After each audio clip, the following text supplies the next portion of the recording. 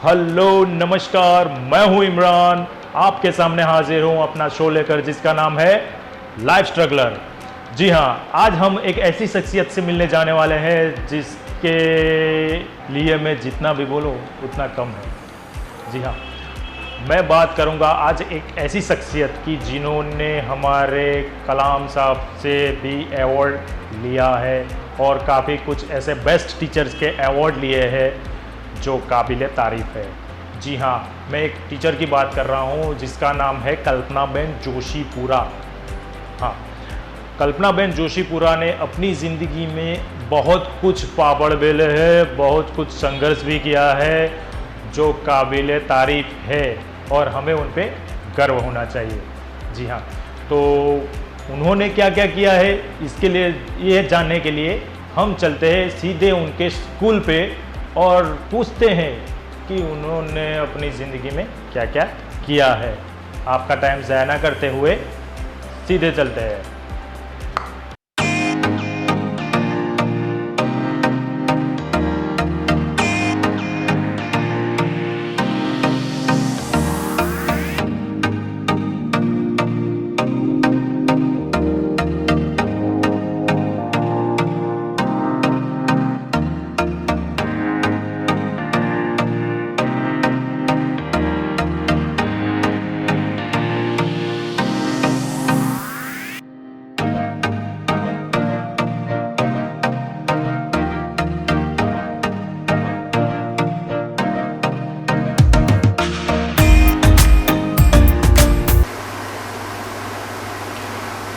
Madam, आपका हार्दिक स्वागत है हमारे शो लाइफ स्ट्रगलर में।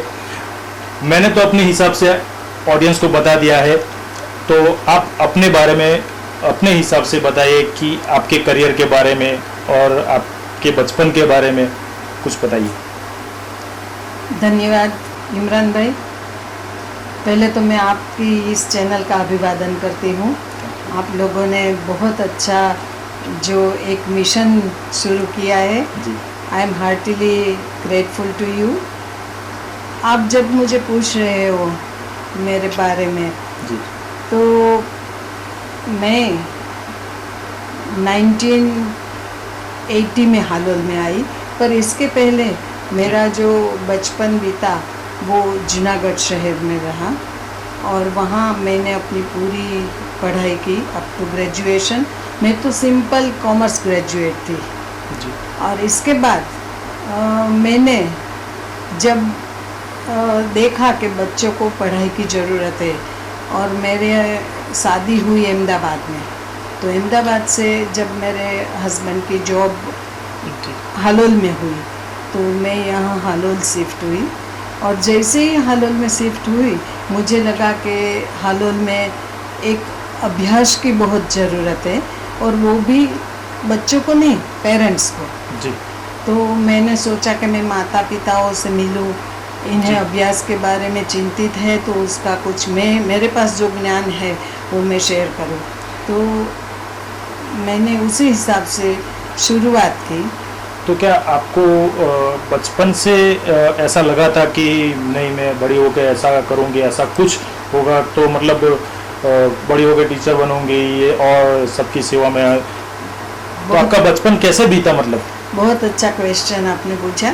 मुझे बचपन से नेतृत्व का बहुत शौक था और हर हमेशा जब मैं अपने टीचर्स को देखती थी तो मुझे ऐसा लगता था कि टीचर्स एक ऐसा प्रोफेशन है कि सब बच्चे जाके उनके पाँव छूते हैं और बहुत अच्छी तरह से इनके साथ बर्ताव होता है। तो मुझे लगा कि मैं भी बड़ी होके टीचर बनूंगी। मैं जब हाई स्कूल में आई तो मेरे एक बहुत रिस्पेक्टिव टीचर थे, इनको राष्ट्रपति अवार्ड मिला था। तो उस टाइम ही मैंने प्रण ले लिया था कि मैं कुछ करूंगी, अलग सा कुछ करूंगी, और वो मौका मुझे यहाँ हालोल में मिला। तो मैं बहुत खुश नसीब हूँ कि मेरी जन्मभूमि जूनागढ़ रही, वो अम्बा माता के पास रही। और यहाँ जब मैं आई हालोल में तो मैं महाकाली माँ की गोद में आई, पावागढ़। तो मुझे मेरी कर्मभूमि हालोल बनी है। और जब आप छोटी थी और आपने सोच ही लिया था कि मैं ऐसा कुछ करूंगी, तो आपके पिताजी ने कुछ कहा था, मतलब उनकी भी कुछ ख्वाहिशें होंगी कि मेरी बेटी ये करे या वो करे, तो उन्होंने भी आपको बोला होगा कि नहीं मेरी बेटी तू ये बन जा, तू ये बन, ये कुछ कर, ऐसा कुछ कहा था मतलब? इमरान भाई, हर एक माता पिता का एक सपना होता है जी। कि वो अपने बच्चे को कुछ बनाना चाहते हैं। हाँ। पर मैं ऐसा समझती हूँ कि बच्चे खुद जब डिसाइड करेंगे कि मुझे ये करना है, मुझे आगे जाके ये चीज़ करना है, तो जी। शायद उनमें माता पिता का सपोर्ट रहेगा तो वो बच्चा खुद जो सोचता है वो कर पाता है। ऐसा मेरे में भी कुछ हुआ है। मेरे पिताजी और माताजी हमेशा ऐसा मानते थे कि बेटी है तो उसको हमेशा विधवा बनना चाहिए। विधवा माने कि जब वो जीती है उसके साथ पति है, जी। फिर भी उसको सब कुछ पता होना चाहिए, जैसे बैंक का काम है, कुछ भी है। जी। तो मेरे माता पिता ने मुझे सिर्फ पढ़ाई नहीं, पर इसके साथ साथ सह शैक्षणिक प्रवृत्तियों में भी बहुत ज़्यादा योगदान देने को मुझे सपोर्ट किया था। हमारे ज़माने में लड़कियां कभी स्विमिंग नहीं करती थी, जी। कोई स्विमिंग पूल नहीं था। हाँ। उस टाइम मुझे मेरे पापा ने स्विमिंग सिखाया था, क्रिकेट में भी मुझे आगे किया था, और मैं डिस्ट्रिक्ट लेवल, स्टेट लेवल तक स्विमिंग में जाती थी। तो ऐसे ही मेरा बचपन से ही मुझे ऐसा सपोर्ट मिला है कि आज मैं इस जगह पहुंच सकी हूँ और नेतृत्व कर पाती हूँ। और आपकी ये जो पूरी जिंदगी की पूरी जो स्ट्रगल है, उसके अंदर कभी ऐसा मोड़ आया है कि डिसीजन ले में आप थोड़ा कतरा गए हो कि यार अभी तो ऐसा हो गया है, अब क्या करूं मैं? मतलब हर कोई की ज़िंदगी संघर्षमयी नहीं होती, तो वो आसान नहीं होती है। संघर्ष तो इट इज़ मस्ट, होना ही चाहिए। जी। बिना संघर्ष के कोई ज़िंदगी में मज़ा भी नहीं रहती है।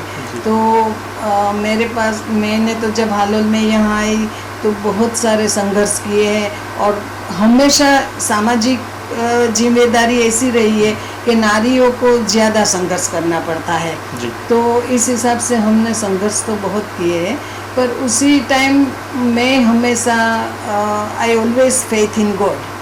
तो मुझे हमेशा ऐसा रहा है कि जब हम कुछ अच्छा ही काम कर रहे हैं तो चाहे कितना भी संघर्ष हो, हाँ। जितना संघर्ष काम करने में उसके साथ सपोर्ट करने वाले भी बहुत रहते हैं। तो ऐसे मुझे संघर्ष से कभी ऐसा नहीं हुआ कि मैं यहाँ से भाग चलूँ।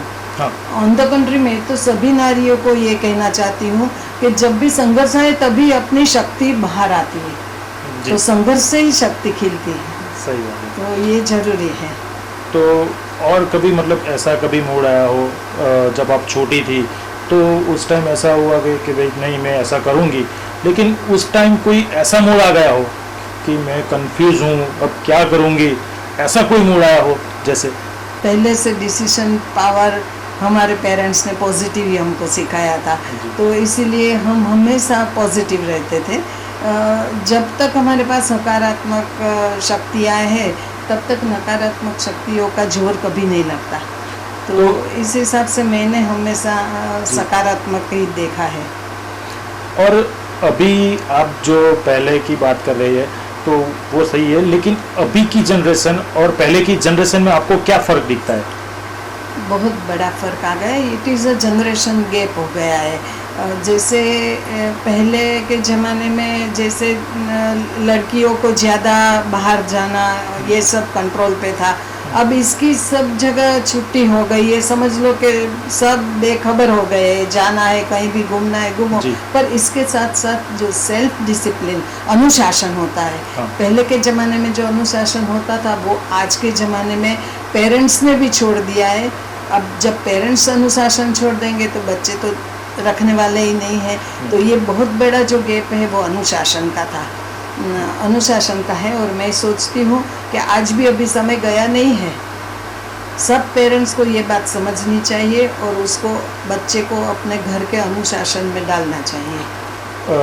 हमने सुना है कि आपने कलाम साहब से भी अवार्ड जीता है, मतलब मैंने अपनी तरफ से ऑडियंस को बताया लेकिन डिटेल में नहीं बताया है। सो आप डिटेल में बता दीजिए कि आपको कहाँ से कितने अवार्ड्स मिले हैं और किस तरीके से किया है सब पूरा।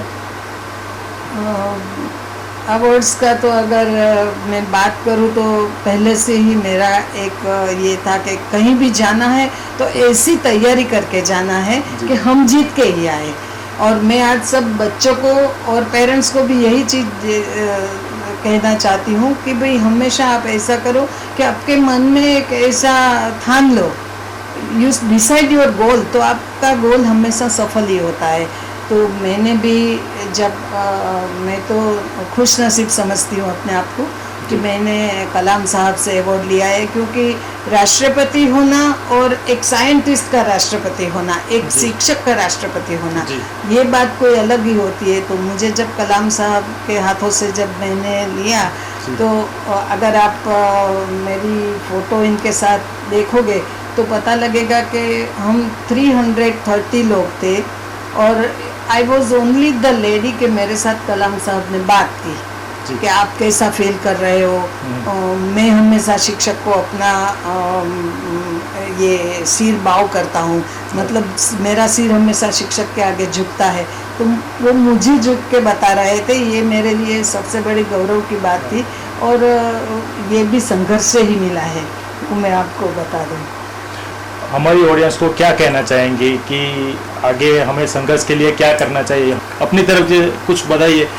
मैं सबको यही एक बात बताना चाहती हूँ कि ज़िंदगी में कोई काम अशक्य नहीं है।